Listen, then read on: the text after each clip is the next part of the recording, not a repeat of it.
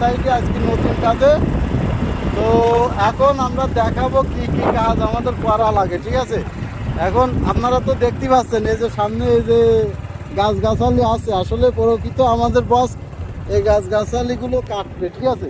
এই গাছগাছালিগুলো সব কাটবে, কেটে এই যে মাটি আছে না এইটা ভরাট করবে। ভরাট করে যেরকম দেখা যাচ্ছে আপনার ওই বাড়ি করে না, বাড়ি করে ওই রকম বাড়ি করার মতো জমি করে দেবে।